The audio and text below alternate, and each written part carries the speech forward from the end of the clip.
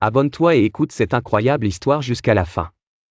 J'ai recueilli une petite fille de 3 ans dans un champ, je l'ai élevée et aimée comme ma propre enfant.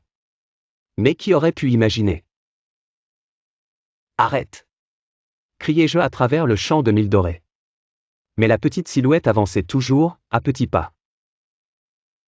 Ce jour-là, le soleil de fin août brûlait le sol. Je revenais de la rivière avec un seau de linge mouillé quand je l'ai vue, une fillette dans une robe sale, les pieds nus, le visage couvert de poussière.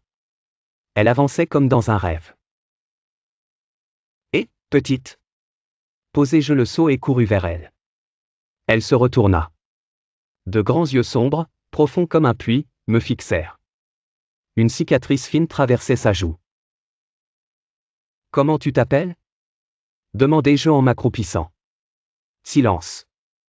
Le vent faisait onduler le mille autour de nous. Et ta maman, elle est où? Elle leva lentement un doigt vers l'horizon.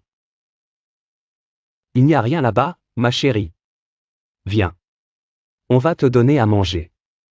Sa main dans la mienne était glacée, malgré la chaleur suffocante. À la maison, Modou, mon mari, bêchait dans le potager. Quand il nous vit, il se redressa. Aïssatou, qui est-ce? Je l'ai trouvée dans le champ. Toute seule. Elle ne parle pas. Il s'approcha doucement. Salut, petite. Tu veux une mangue?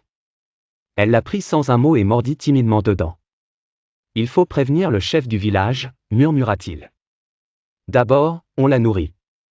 Elle est épuisée. Dans la cuisine, je lui servis un bol de lait de mil et du pain tapalapa. Elle mangeait lentement, les yeux toujours sur la porte, comme si elle attendait quelque chose.